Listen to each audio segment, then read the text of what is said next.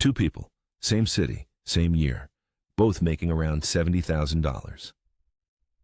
Marcus spends his Saturday morning at a coffee shop, laptop open, reviewing his finances.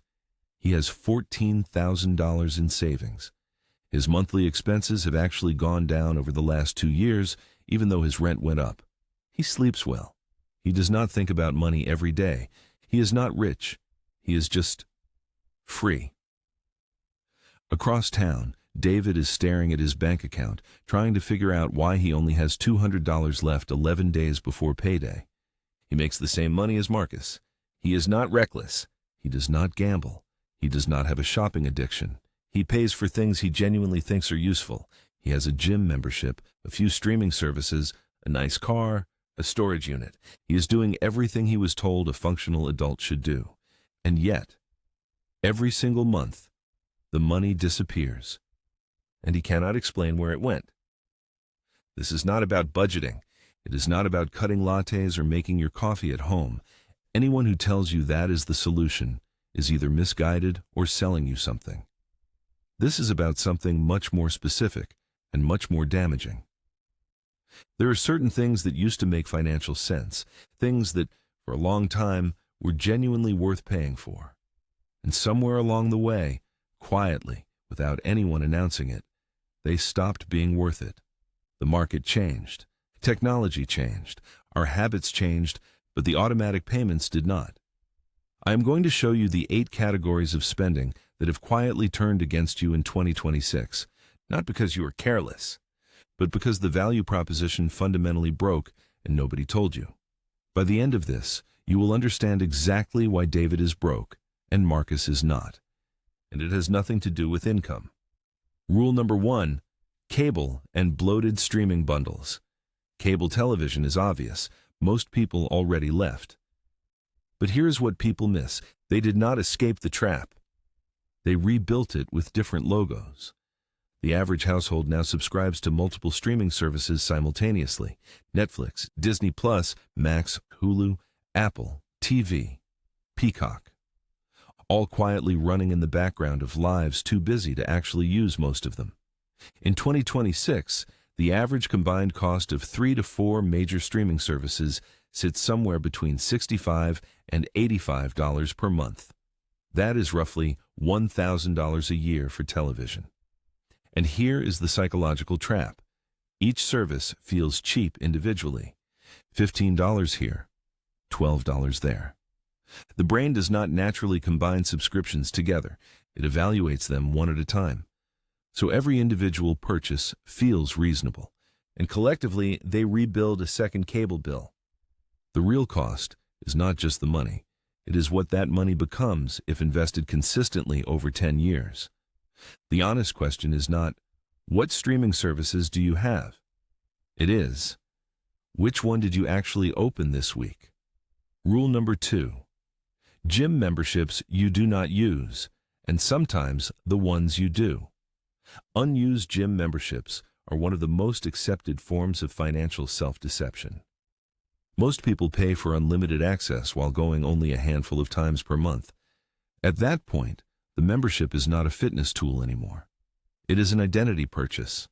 It makes you feel like the kind of person who works out, without requiring you to actually work out. But here's the uncomfortable part nobody talks about. Even if you do use your gym, the boutique fitness industry has become one of the most aggressive wealth extraction systems in modern consumer culture. $35 spin classes, $40 Pilates sessions, premium fitness communities charging hundreds every month. And they work because the industry figured out something important. People will dramatically overpay for accountability, identity, and community. And yes, those things matter, but they are often sold at luxury pricing. A pair of good shoes, resistance bands, and a structured online program can produce nearly identical physical results for the average person. The difference is rarely the outcome. It is the story attached to it. Rule number 3, new cars, especially finance new cars. The average new car payment in America is now roughly $740 per month. That is an extraordinary amount of money tied to an asset that immediately loses value. The moment you drive a new car off the lot, it depreciates. And yet millions of people willingly lock themselves into years of payments for something whose primary function is transportation.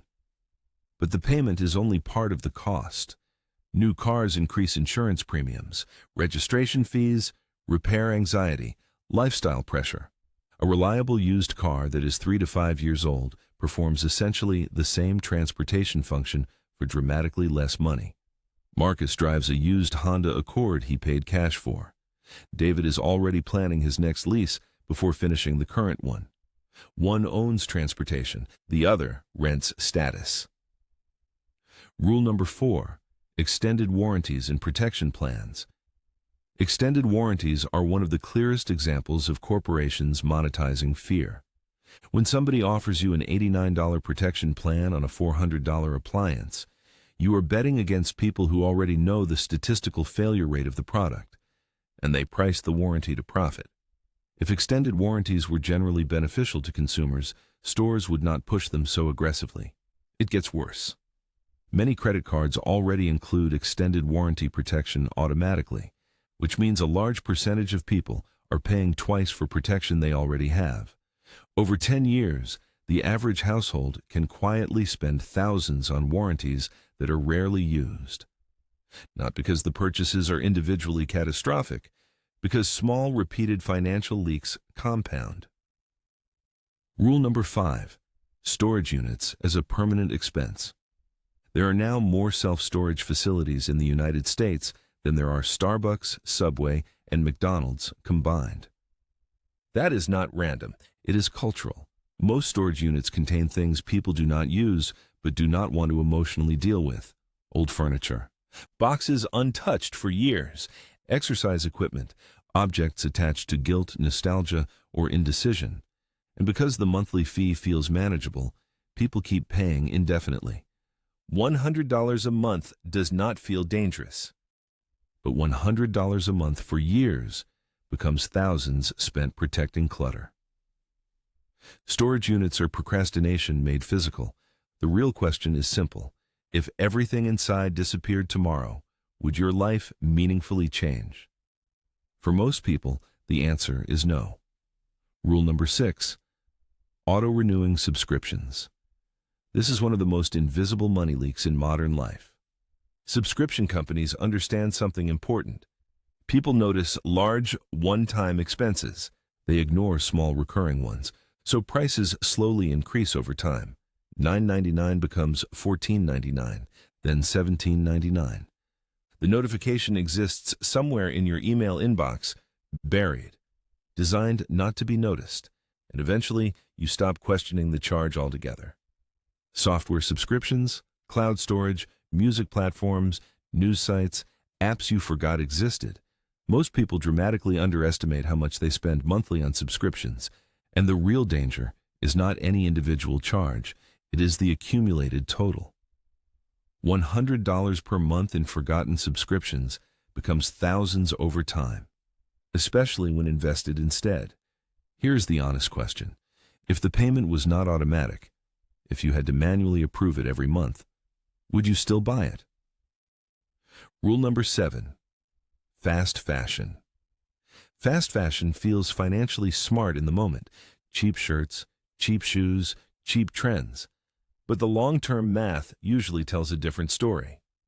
Most low-cost clothing is designed for short-term use, which means people repeatedly replace items instead of owning fewer, better quality products for longer periods of time. The average person buys dozens of clothing items every year, most barely worn. And the cost is not only financial, it is mental. Too many choices create decision fatigue. Closets become crowded while people still feel like they have nothing to wear. A well-made pair of boots worn for 4 years is often cheaper annually than replacing low-quality shoes every 8 months. But quality purchases rarely feel like savings initially. That is why most people undervalue them. Rule number 8, financial products sold by people. Incentivized to sell them. This is the one people least want to hear. Many financial products are not sold because they are the best option for you. They are sold because they are the most profitable option for the seller. High-fee mutual funds, commission-based insurance products, complex annuities, products wrapped in language complicated enough to discourage questions. The difference between a low-cost index fund and a high-fee actively managed fund may look small annually. But over 30 years, that fee difference can cost tens of thousands of dollars, sometimes nearly $100,000 or more. And the core issue is incentive alignment. A commission-based advisor is rewarded for selling products, not necessarily for minimizing your costs. That does not automatically make them dishonest, but it does create structural conflict. And understanding incentives is one of the most important financial skills you can develop. Now let us go back to Marcus and David. Same city, same income, same economy. Marcus is not wealthy. But he periodically asked one important question. Does the value of this still match what I am paying for it? Not when he originally signed up. Now, today, in 2026, he canceled subscriptions he no longer used. He sold the contents of his storage unit. He drives a reliable used car. He moved his investments into low-cost index funds years ago. None of those decisions required extraordinary income. They required awareness. David is not failing because he is irresponsible. He is failing because he never questioned the default settings of modern consumer life. He pays for what he assumes adults are supposed to pay for. And over time, those small automatic decisions quietly compound against him. That is the real difference between them. Not discipline, awareness. Money does not disappear. It moves. And in 2026, it moves faster than ever, quietly, automatically, in monthly amounts small enough to feel harmless and large enough collectively to determine whether you stay financially trapped or become free. The question is not where your money went. The question is whether you decided where it went, or whether somebody else decided for you.